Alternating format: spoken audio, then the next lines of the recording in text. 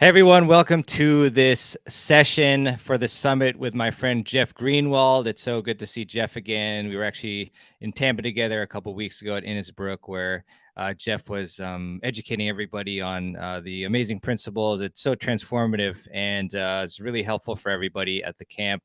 And if you don't know about Jeff, he has a very extensive resume. I mean, incredible player and also obviously a mental game expert. So Jeff is an internationally recognized sport psychology consultant, a licensed psychotherapist, and the author of the third best-selling tennis psychology book, The Best Tennis of Your Life and Fearless Tennis as well. So you should definitely check all of his written content out. And Jeff has also been helping athletes and professionals through his personal coaching, seminars, book and audio programs for the past 20 years. Jeff was ranked #1 in the world in the men's 35 age division.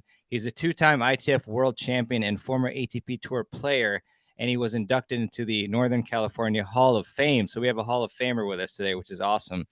And, the cool thing about Jeff is, he's very learned and he keeps trying to improve himself. And, he struggled with being tight during his career, but then he discovered these transformational mental game principles and techniques through an intensive learning process, some of which he'll be able to share with you today along with answering your question. So really excited to have Jeff on. And how's everything going in the tennis world and otherwise? Great, Mirvan. Thank you for that intro. Appreciate it. Happy to be here with you and talk about the topic that's definitely something I've been working with for many, many years, for sure. Yeah. Awesome. Yeah. So I'm excited for people to ask us your questions. I see a bunch of people in here and streaming in. So let me start it off for you, Jeff. So one question for you is, why do we often struggle executing a command like just go for your shots? In other words, why does the body often brace on contact and not finish the shot, even though you tell yourself to do it? Yeah. The old inner game of tennis, which, in terms of trying to execute something naturally. And this is something that every player deals with, first of all, right? I just want to say that every player at every level deals with tightness, and Novak talks about it all the time. He said, in fact, there's not a match he's ever played that he didn't feel a little anxious, right? So, but as far as the commanding yourself, which is so common to sort of tell yourself, you're a little tight, and tell yourself to go for your shots, and then you do, or you try to, you either miss or you brace, as you said. The body, intuitively, if you think about it, telling yourself to do something that you naturally feel is the right thing to do, and you probably did the day before in practice, there's sort of lack of trust. It's a lack of trust and an unwillingness to miss a shot. It's like it looks that, I don't know if the internet is going out a little bit or what. Can you hear me? A tiny bit, but you're back now. You're good. Yeah, it's just a tiny glitch, but yeah, you talk about trusting yourself, right? Okay. Trusting your body and the willingness to hit through the ball, to finishing your shot, and being okay with misses. Yeah, which is crucial. Yeah. Yeah. Awesome. I will interject with a question from the audience. So hello, Jason. Good to see you. If someone is interested in doing what you do and want to make it as their career, how should they get started? So clearly Jason's inspired by all the great stuff you're doing. Well, yeah, Jason, it's certainly, I think, a field that's growing, every year. And certainly the pandemic opened it up even more in terms of athletes being more open and honest about the reality on the inside, right? What's happening in their heads and their bodies. And so, yeah, as far as starting, I'd say that finding a program to, in school, to begin learning more about the field, about the mind, body, and different avenues, strategies, and so forth. But getting a foundation in human behavior, and because I think that's really important to tools and strategies are one thing, and then understanding the mind and how the mind works, and the brain, how that all interacts, especially under pressure, and is something that you can't just pick up in a book. You can certainly apply some strategies in matches, which is why we're having this conversation. But as far as being really helpful to people with nuanced issues and different temperaments and personalities and so forth, histories, you really want to learn, get a foundation in the field of neuroscience even now, I think, more and more. So yeah. Awesome. Yeah, no, definitely. Thanks, Jeff. Mike asks, or actually he says, saw you play at LJBTC in December. I was warming up a younger friend for some of his matches. Very cool. What do you focus on when playing younger players? That's an interesting question, and an appropriate one, because I am older now, playing in the 40s. I'm 56 now, and but interestingly, and I appreciate your question, Mike, because I really feel strongly that you want to go out and execute your own intentions, what you need to do to feel good about your game, to play your best, and hopefully you have some cues and adjustments and things you are aware of. But I really try to, and I think succeed often in not worrying so much about my opponent. Obviously, I'm assessing their weakness and forehand, backhand, etc., and matching that to what I like to do, which is hit a lot of forehands. But I really try to do what I do. I try to stay in the driver's seat and not get too swayed by my opponent's youth and inexperience, as Ronald Reagan once said in a, I don't hold it against them, their inexperience, even though they move perhaps better than I do. So. Yeah, it's continually just trying to execute your strengths against the weaknesses. Great stuff, regardless of the age. Let's see. So another question. While we wait on some. Oh, well, we got another question, but I'll ask one, and we'll flip back. So, Jeff, is there a difference in regards to nerves and tension between the pros and then us competitive league players? So, great question. Muscle tension and nerves. We all are human, right? So we share that, and the degree to which we allow the nerves to affect us, I think, is the primary difference. Obviously, pros, college players have more experience and played more matches, and so there's been an exposure to performance and pressure for a long time. And some folks who have been playing for a few years and stopped for a while and came back to tennis, that these situations, these moments with your teammates hanging on the fence, or the matches riding on, the matches riding on your personal match, it can be a lot of pressure, but it's really not panicking. I often say it's the anxiety of the anxiety that is really the first thing you need to work on removing. If you can sort of, when you have the jolt of nerves, adrenaline, the tightness, your feet stop, maybe your arm won't go through the ball, right? There's so many different sort of permutations of being tight and nervous. And so it's this reaction we have to that feeling when you're on the court and you're in the middle of it, that if you can be better at expecting that tension to show up, knowing it's normal, then you'll be better sort of prepared to accept it when it happens, and be more committed to your intention. So ultimately, you're more committed to finishing your shot, for example, than you are caught in the score. And I know that takes a little time, moving the needle from score, oh God, I'd be up 40 love, and then all of the score-based thinking, rather than focusing in on what you have control over, and what really matters to you, hopefully more, as much, or maybe even more than the winning and losing. I know that takes a little time, but I've turned a lot of people toward let's focus on what you can control, finish your shots if that's something that's important to you. And guess what happens anyway? You miss less, you win more. So you then are your own advocate. But I'd say that's the biggest difference. Players at lower levels sort of panic a little bit more. The anxiety is actually higher than at the higher levels. Yeah. Yeah, great stuff, Jeff, per usual. So the questions are streaming in here, which is fantastic. So Christina says, I feel like coaches often ask us not to play to our natural abilities. Like if you're really good at swinging volleys, they say, don't do that. That's a low percentage shot. How do you differentiate? Yeah. So, I mean, it's interesting because I appreciate that, because I know this is a whole area in terms of, and I hope this helps folks in terms of like, everyone has their own learning style and their own way of approaching their own history, frankly, with the game, forehand, backhand, success in both, and volleys, etc. Um, and if a coach happens to be more of they were a baseliner themselves, perhaps, and never had a swing, never used a swing volley, it's often you see that in the women's game more, right?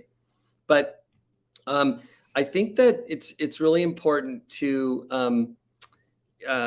be clear with coaches of what you want too, and why you're interested in it, so that because they may not, if you don't let them know, and you're not your own advocate, they're going to often teach what they want, and they'll focus in on a stroke that they want. So I would suggest or invite everybody to be really critical consumers. When you get a coach who says we're doing this, and they start focusing on one shot and exclude others that you really want to work on, speak up, right? But I think coming into the net, and a lot of opportunities there to use a swing volley, and why not have another tool in your toolkit? And if it's fun to do, then I believe in working on that too. So yeah, be clear with your coaches, I think, is important. Collaborate. Don't let them just tell you what to do all the time. Yeah. Yeah, most definitely, most definitely. So great to see Jennifer from TennisCon Live. Hey, Jennifer, I returned from TennisCon Live and shared some of your tips on breathing and relaxing, which were great tips. I'm using them now too. Please suggest how to respond to a player who says, "Okay, but we're not playing Wimbledon."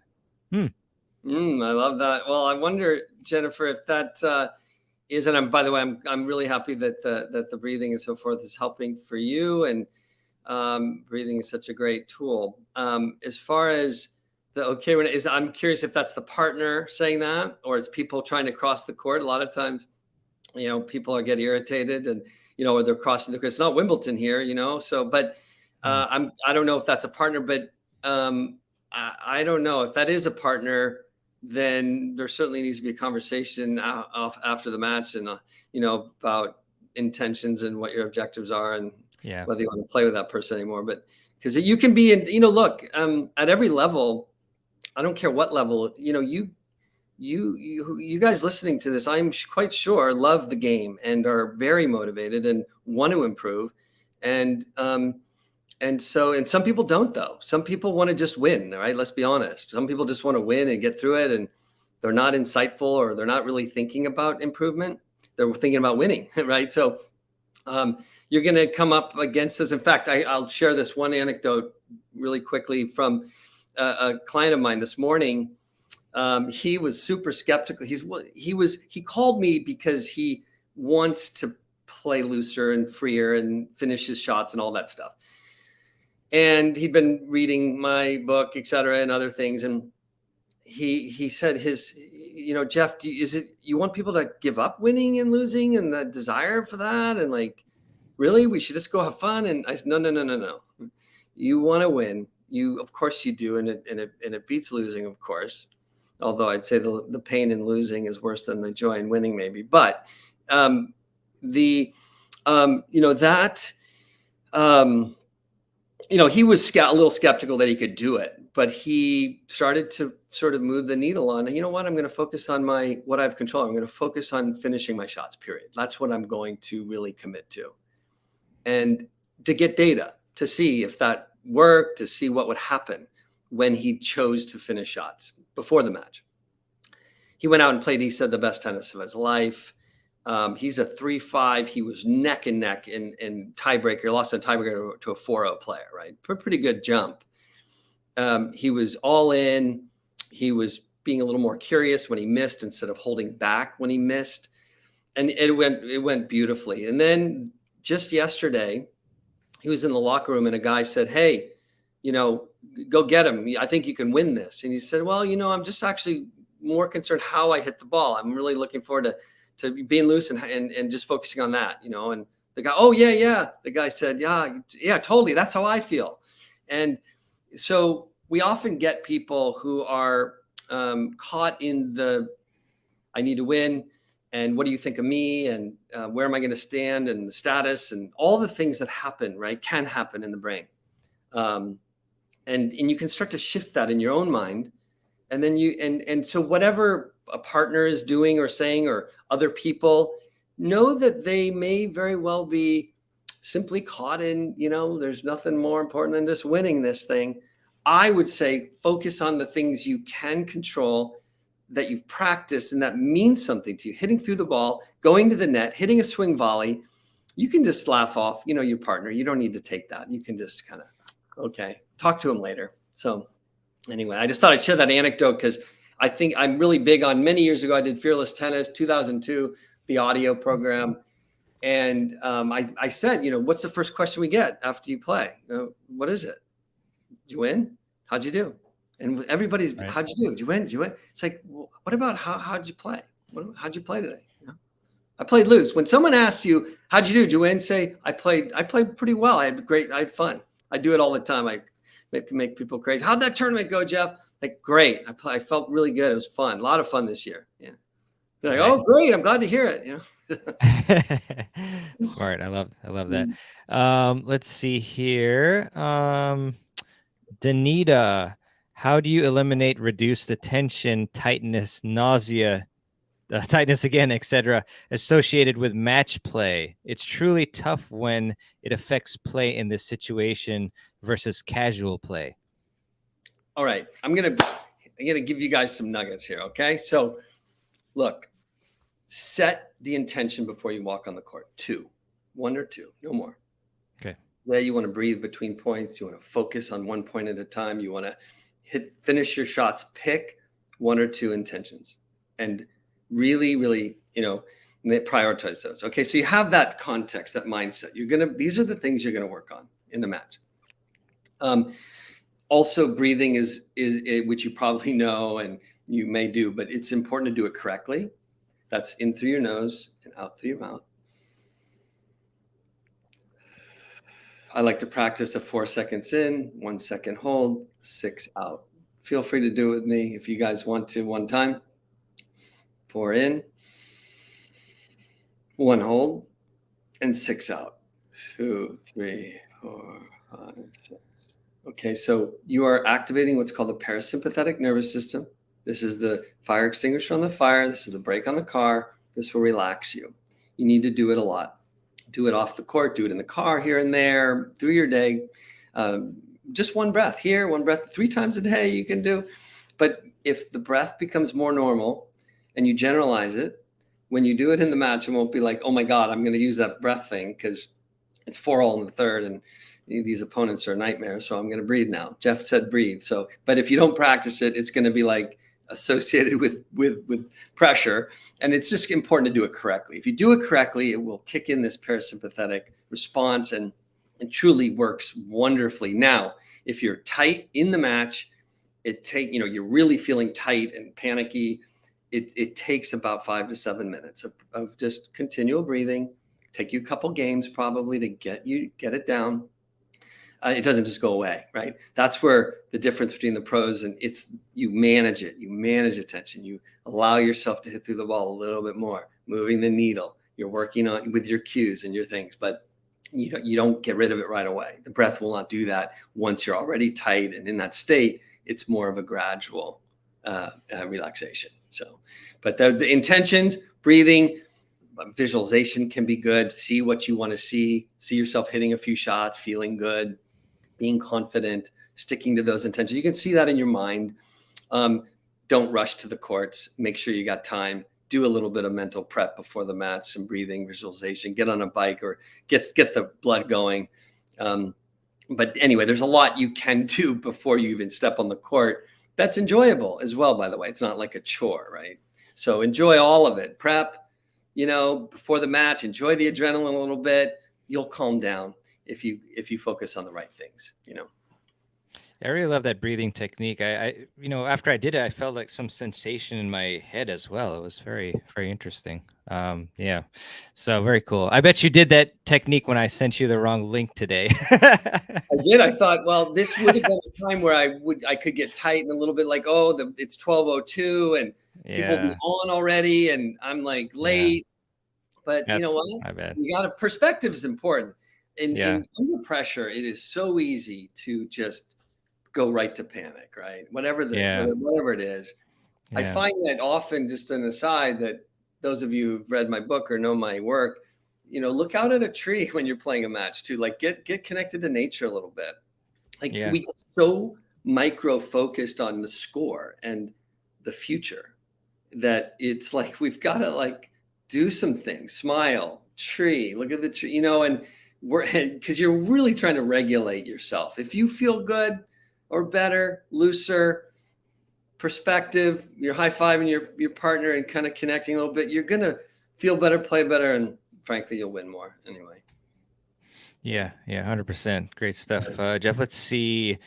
Ronald, what are some keys to playing all points with the same importance, not attributing too much importance to add out points versus 40 love? Great question. Yeah. So, I feel like, my philosophy is to play every point similarly. Now, Brad Gilbert, I actually saw him a couple of days ago. We have a slightly different view. He's very, very score based, um, and which can work really well for some people.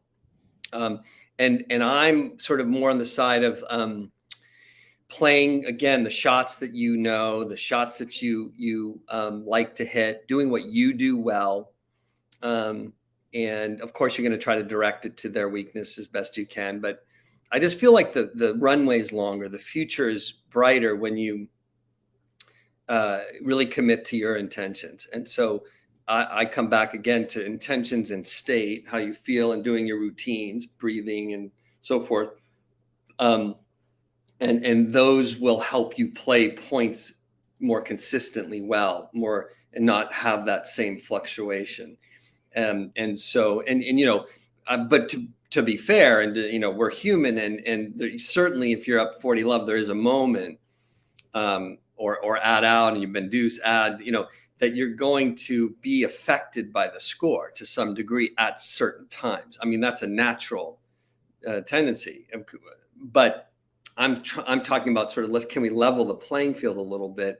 Score is there. You may take a little more license at 40 love and go for something, do something, first strike out wide, and then forehand. You may choose to come to the net or do something great, but we tend to get caught if you're excited, if you're happy you're up 40 love. How do you feel when you're down love 40? But it can be a little bit of a yo-yo. So I just like to kind of stick to your routines and intentions and so on, and I find that to be more effective than being too reactive to the score.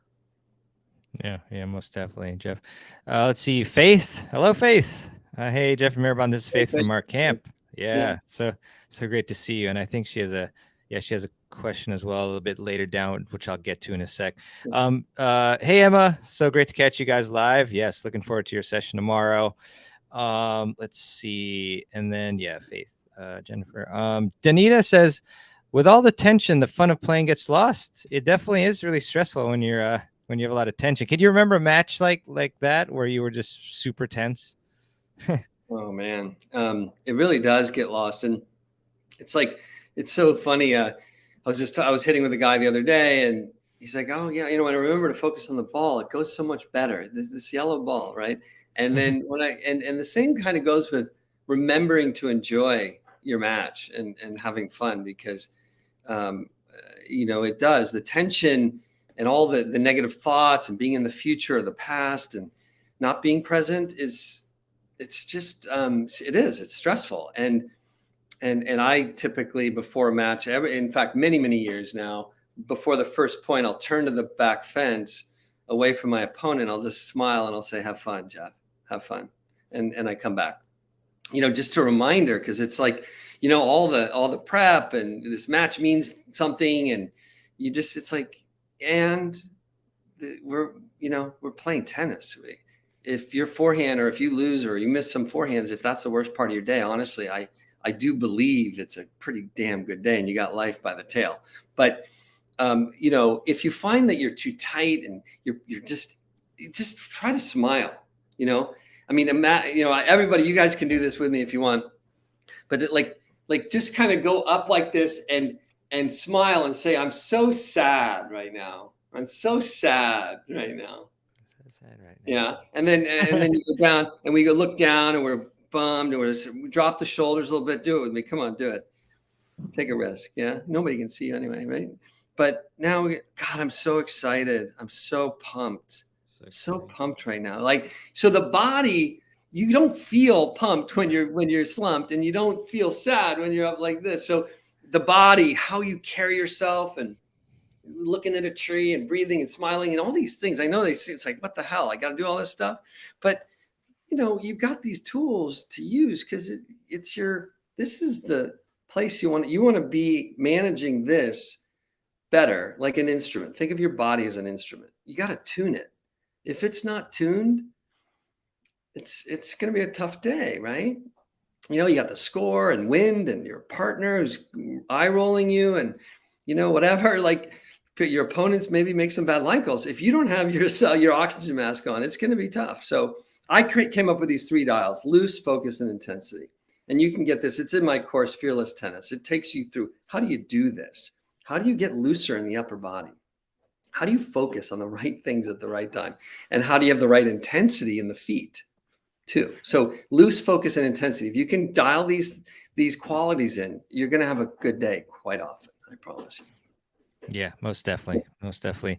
Let's see. So Faith has a great question. So Jeff, I'm doing great at remembering to breathe on the return of serve and often on baseline ground strokes, but I'm not remembering to breathe on any other shots. Does it just take time? Yeah. So no, that's a great question, Faith. Like, I'm glad you're doing the breathe, breathing on the return, ground strokes. That's huge improvement because all in this case, everybody was holding their breath, and it's not uncommon, right? To hold your breath when you're hitting. You'd be surprised. So I encourage everybody, when you're hitting, when you go out next and hit, just notice, don't do anything different. Are you holding your breath? Are you releasing that?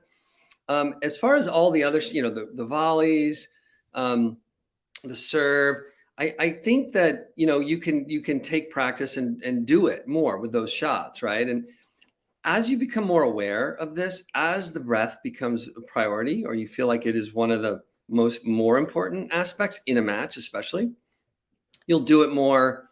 Again, doing it off the court, walk into the car and around the house. Just take one good deep breath, and it just becomes part of your life and a way to reset. The water starts rising over the glass, and it's like before it starts spilling over, like just take a deep breath, reset. So I think that will help you naturally start to just it'll start showing up more often in lots of areas, and not so sort of manufactured, more automatic. Yeah. So. Right. Awesome. Thanks, Jeff. Tennis Addict. I like the name. Hi, guys. When I play relaxed, I do not have a strong motivation to win, and so I lose the match. How could I be more motivated to win and be relaxed so that I could win more matches and have more fun? Wow. That's awesome. Thank you for that, Tennis Addict. I love it.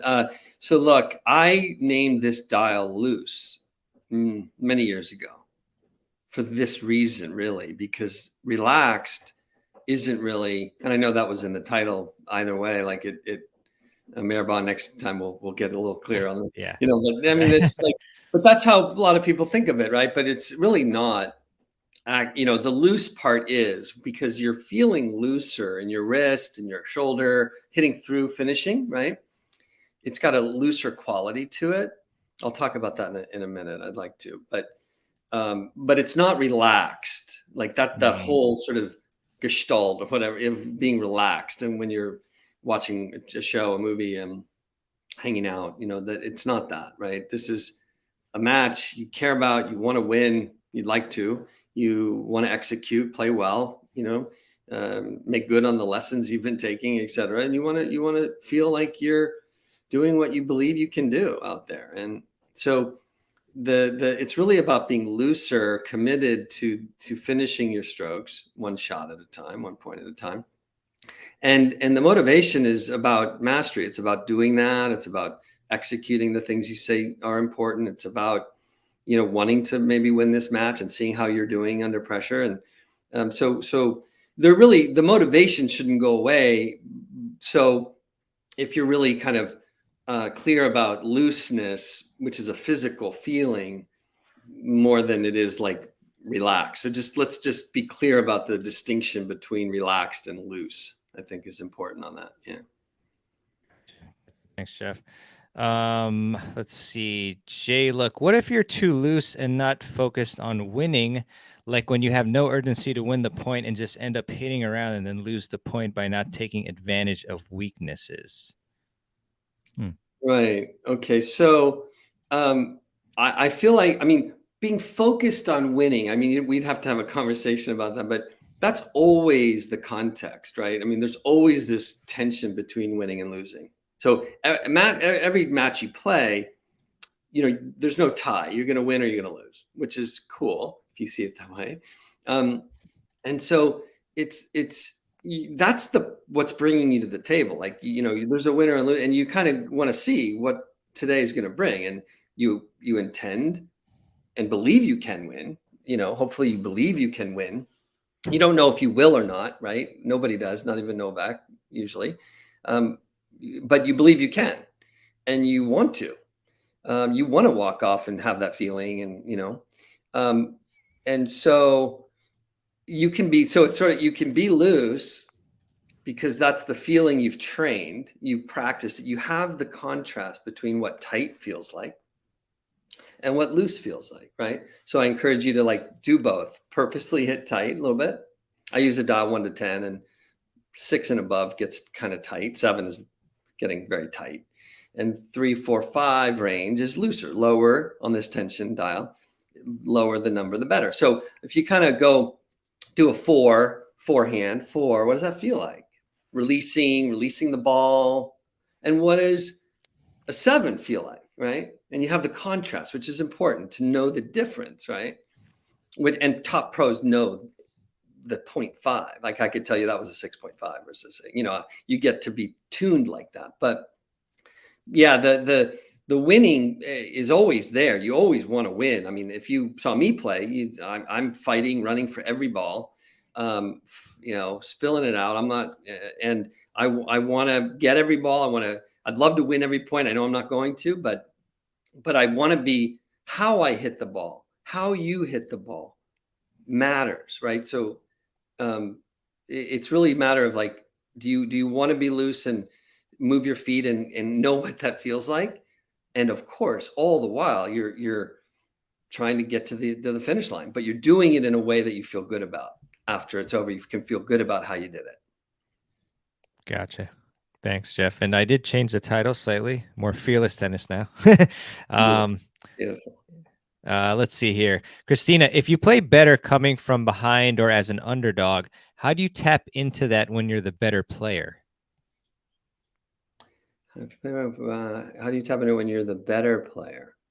So I remember, Jeff, I'm sorry to interrupt, but I think Brad was telling me that he would, Brad Gilbert, sorry, he would tell himself that he was behind, even though he wasn't. And then, but it's funny because he told us that he told Agassi to do this, and Agassi said, "What are you doing? Like, I can't do this." So I wonder what you think about that, and obviously the question just generally. It's a great question, right? And and I was asked this too by a college coach not long ago. And I will caveat this by saying that that we're all, of course, different in certain ways. Yeah, certainly we all share human qualities, and some more than others. And so what works for one person isn't necessarily going to work for another, right? And that's important to know yourself, right? And you get to know that's part of it all. You're more aware. I loved personally being an underdog. I was in those situations for sure. And I always did very, very well in those situations. I like the challenge. Of course, you have nothing to lose when you're the underdog, or you feel like you have nothing to lose and they have it. And so,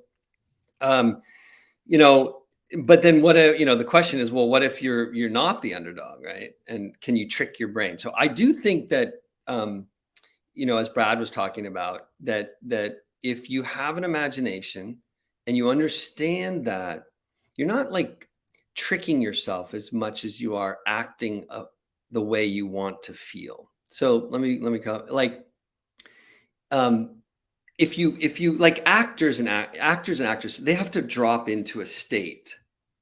They have to take on a mindset and and embody that somehow, like be that. And so I used to actually take Andre's returns when I played at times, and I would channel Andre on the return, and it helped me go forward. It helped me kind of believe that my return was better. My return is my best shot. Maybe it became that, not just because of that, but I drew upon that. So I think we can draw upon certain strategies, ideas, and sort of quote pretend. So some people can do that, and some people don't want to do that, right? It doesn't come as naturally.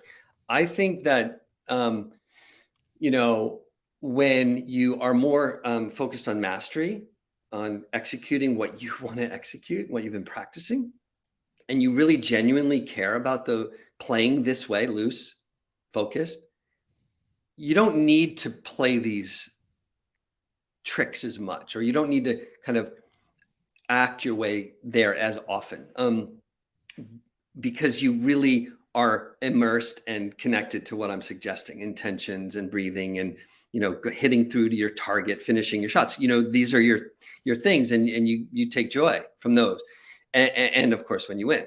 But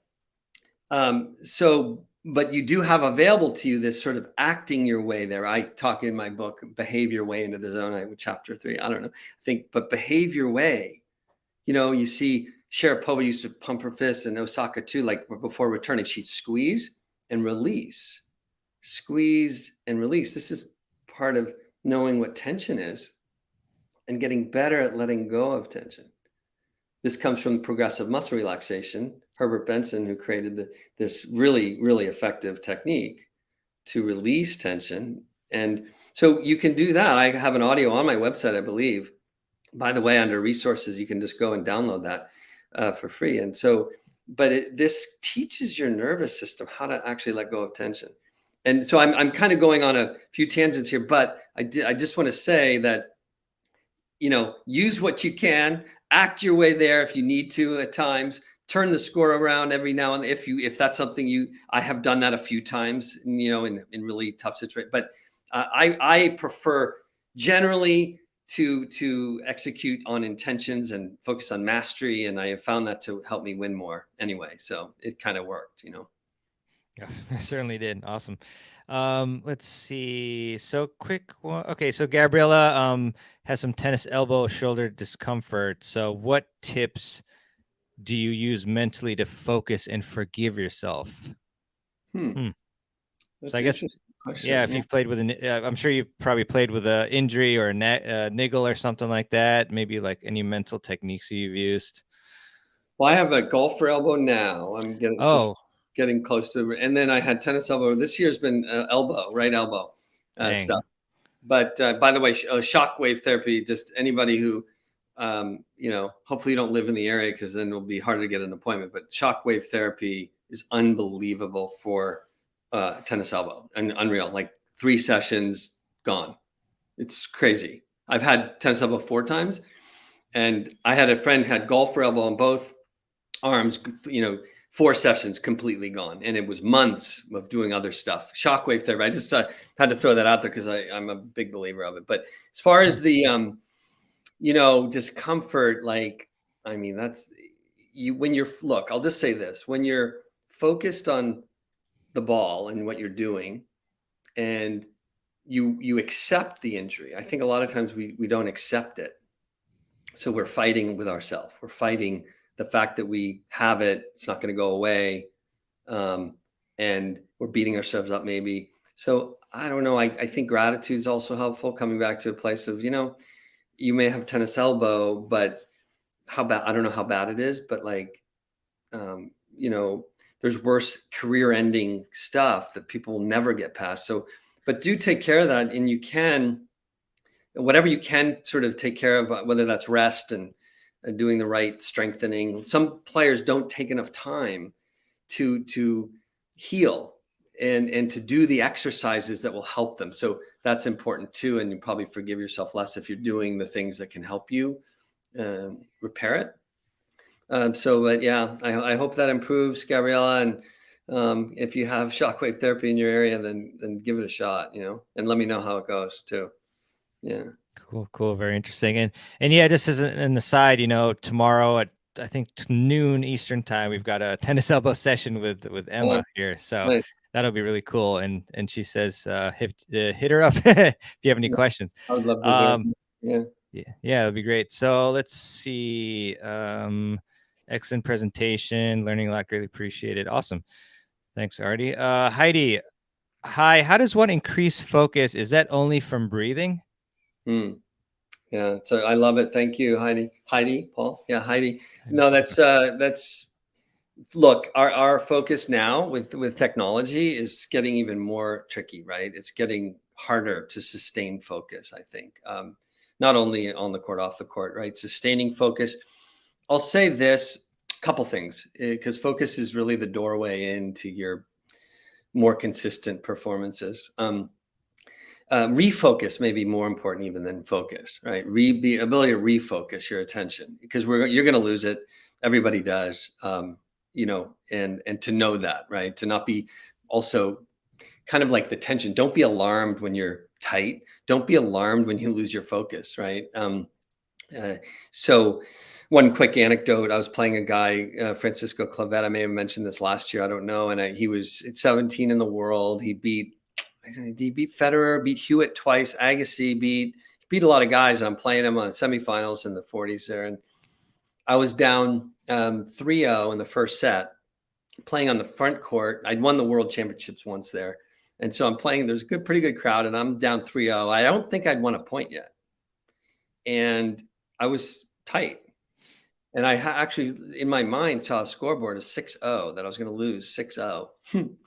And you'd think that would be really jarring, right? Like to see that. And now I had that thought. It's like, oh God, you're going down the rabbit hole. But I recognized that it was just a thought. So I lost my focus. I kind of smiled like, oh, wow, okay. That's a pretty bad one. But that thought was pretty, it was actually like a visual even, which is worse probably. But I went back, I refocused and said, okay, what do you got, Jeff? What do you got here? What can you do? Use your asset, which was my forehand. So I did 3-1, 3-2, 3-3, 4-3. I won 5, nip and tuck. I won 7-6 the first set, but he got me in the third set. But like I was able to refocus, and I think that's really important, that these moments that we hit the bump, and it can be a jarring one at first, but it's like, wait, that's the first thought. Okay, next thought. What are you going to focus on? Come back to those intentions I mentioned earlier. But also just sort of practically, you can practice your focus all day. I mean, look, you're walking to the coffee shop and you're waiting for your coffee, you go on your phone, you could be distracted all day long. And we are. But if you have awareness, if you're mindful, if you choose to I don't really want to think about that, or I'm not going to pick up my phone. I'm going to give myself 5 minutes, 2 minutes. I'm not going to go onto the phone, and you shift your focus to something else off the court. You get better at changing the channel, right? You get better as you do this, aware of what channel you're on. I'm on the, I hope I win channel. I hope I don't lose channel, or say outcome. You're on the outcome channel, and you want to go to the mastery channel. You know what? What do I want to do in this match? I want to focus on, I want to finish my shots, and and focus on the ball, and that narrow focus on the ball really helps. So you can practice this off the court. Take a tennis ball, look at a ball, time yourself. How long can you keep your focus on the font of the ball, the color, etc. Can you maybe 20 seconds, 25? How you can do that, 5 times a night for a few nights. Just practice. See how long can you keep your attention on the ball before a thought comes in. Oh, I got to make dinner. So that's another technique. There's a lot of different ways, but I like to think that you can practice this whenever you want in life. Just like, okay, I'm on that channel. Do I want to be on that? No, I don't. Let's shift it. Yeah. So you can't have two thoughts at once. If your focus is on the steering wheel, it's on the steering wheel. Then it's going to go somewhere, come back to the steering wheel. If it's, you're walking and you're thinking, you're in your head, feel your feet walking on the ground. People love that one. It's a great Feel one. your feet walking. It's like 3-5 seconds in a match. Bring your attention back to something that you control. Finish the point, focus on the feet, take a deep breath, look at a tree, take control of your focus, and it gets easier to do. Yeah, great techniques there. Fantastic. Ronald, what is the name of your book, and is it available as an audio? Great discussion. It's The Best Tennis of Your Life. You can get it on Amazon, on my website as well. It'll click through to Amazon. And I will, my course, Fearless Tennis, of course. I have Getting Tight there as well. I did a course with Craig O'Shaughnessy, great course on a match I played against Clavette that I mentioned. I talk about all these moments and what I did and so forth. It's pretty cool. And Craig talks about strategy and how we put strategy and the mental together. So you check that out, Getting Tight, braingametennis.com. Craig O'Shaughnessy and I did that. But so you can, Best Tennis of Your Life, get that there. Get my free newsletter on fearlesstennis.com as well. Every couple of weeks I send something out, try to keep some research in there so it's current. Yeah. Yeah, awesome. Yeah, I actually had dinner with Craig last week, so a lot of fun. But yeah, he's got a lot of great knowledge, as do you. The 3 trick shotters. You talk about executing, but I tell my son who plays under 14s this message, but he hits aggressive, but loses points when he's playing pushers or kids that return high balls and slow balls. Right. So, a lot of players, especially younger players, see, this whole conversation about loose and, playing your game, if you will, and, being looser. They think of it as hitting hard and hitting winners. Right? And that's an important distinction. Yeah. And every player has to learn the balance of what we call controlled aggression, right? Controlled aggression. And, where you can hit through the ball, hit to a big target, move, build the point until you get something that you can take and to pull the trigger on. But like, he may have this binary, aggressive or pushing, right? That's typically how it goes for kids. So we have to fill that in, and, maybe there's some patterns you can do with him, or his coach can do cross court, deep, get some good depth, finishing the shot. Loose is more of a feeling, right? It's feeling looser. It's being willing to release through the ball. It's not about, okay, going and hitting really hard, and that's what they do. And when they play pushers, they can get really impatient, right? I'm imagining that's one of the things that can happen, is getting impatient, trying to rush it, force it. So you have to, with players who push, and it's a challenge, they have to see it that way, because most kids hate it. And you have to sort of see it as just another piece of the puzzle here, another challenge, another mountain to climb. And then they build the point. They play controlled aggression, cross court, try to get into the net, finish it, but it's more nuanced than they're probably looking at it. So just try to keep working with them, play some ping pong with them, and you build it in there too, because kids are more receptive sometimes when and you're close right there. Ping pong, you can have these conversations as well, which seem to work really well with my son, more so than on the court, Yeah. Great technique. Heidi, Paul, can you describe the lever descriptions for intensity levels and focus levels? Lever descriptions. I'll just I'll sort of take a shot at that. Lever. I mean, I think sort of trigger, lever, like, intensity. And again, 1 to 10, 7, 8 on intensity dial, loose, 3, 4, 5 in there. And that takes practice, right? People, lately have seemed to, in the course, really appreciate and apply this faster feet, a little bit more energy in the feet. So lower body is moving, but the upper body is more loose, right? And so it's sort of a little bit like, pat your head, rub your stomach kind of thing, with the loose, but intensity so it takes, first you got to get the looseness, right? And then the intensity should be a foundational, like you're always really looking to move. And then focus, you really want to use, the ball. Keep your eyes kind of, especially when you're playing the point, narrow on the ball, really track your server is in their hand and really narrow that focus. But when the point's finished, you want to kind of broaden that for a little bit too. Every now and then look up, as I said, but the focus is something that shifts, and it's a narrow focus when you're playing the point, the ball, the target, right? And then the intensity is high during the point, and then between points is a time to kind of reset. You don't want to kind of drop down into like you're walking, like you don't know where you're going. You want to walk between points with intention, with purpose. So this is an interesting question, and it's more nuanced, and it's a longer conversation around just finding that right balance for you with the intensity and focus. But these are the dials that will really make such a difference: focus, loose, and intensity. Those are the three. If you're doing those better, you're going to play better. Yeah, most definitely, Jeff. Let's see. Mikel, greetings from Madrid, Spain. According to Timothy Galloway in his book, The Inner Game of Tennis, should we let it happen and visualize always where we want the ball to go when we hit it? Okay, right. So, Mikel, let it happen. So yeah, the letting it happen and making it happen are interesting, and I'm going to say it's a little bit of both, and it's a little bit dependent on you and how much you're forcing things or not, and your personality. There's certainly aspects of this that would require more conversation and to find that optimal mindset. But letting it happen at a certain level can become too passive for some. If you're already forcing it and going for shots and aggressive and all that, but missing on the big points because you're just you're a little impatient, a little urgent, you want to sprinkle in a little more letting it happen, right? Let loose to your target, loose, sweep it, move the ball, build the point.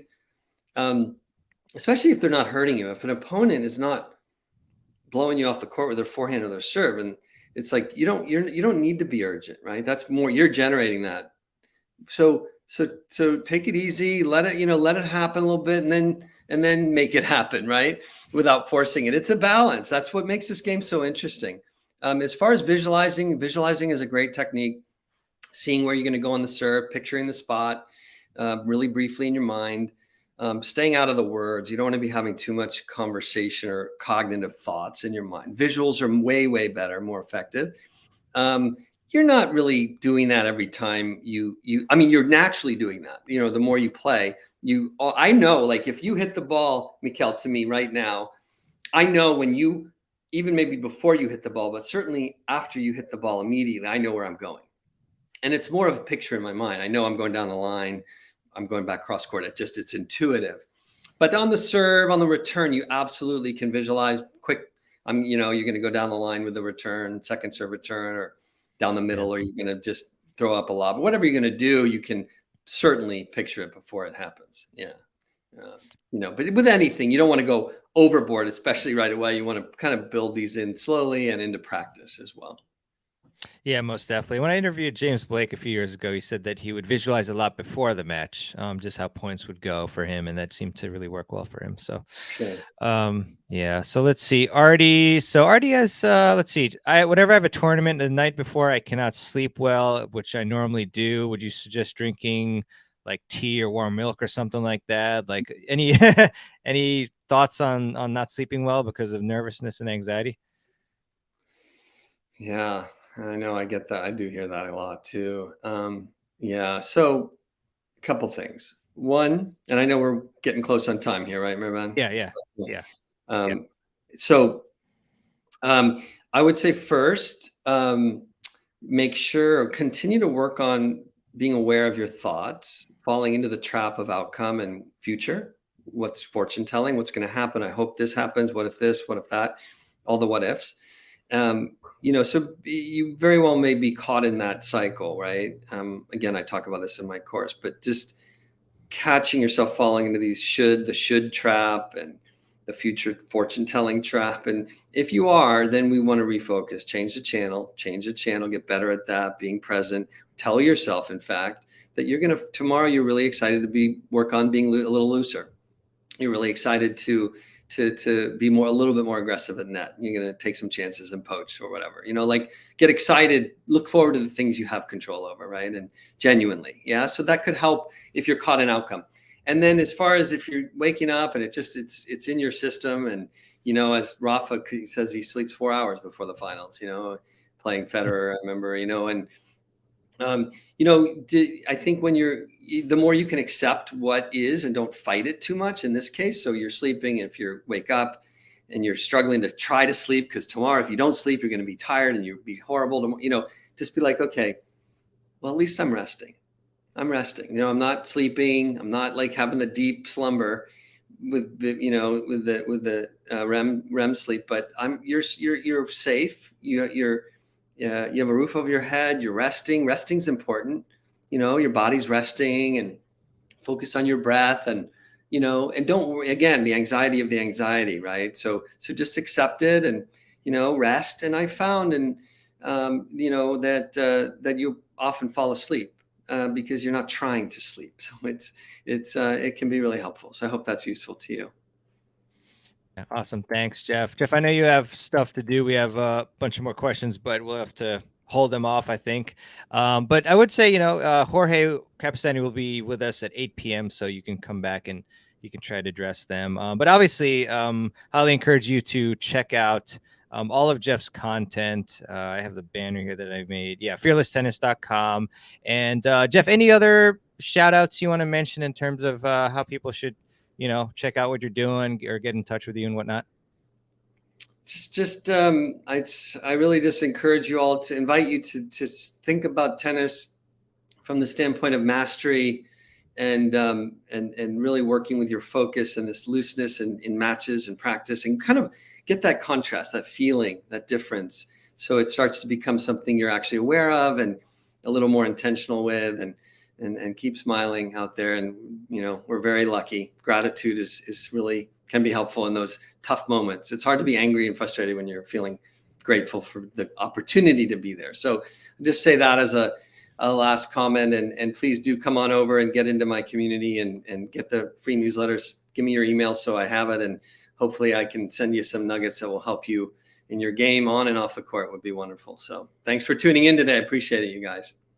Yeah, thank you, everyone. Definitely check out Jeff's content. It's helped me and countless others. And I also put Jeff's link for the All Access Pass as well if you want to take advantage of that. So, Jeff, thanks so much for coming on. Hope to, do some stuff with you again in the future, and see you in person soon. So all the best to you, and thank everybody for joining. It was super fun and very insightful. So thank you. Thank you, Mirban. Great to be with you as well. Be well. You too. Thanks. Take care.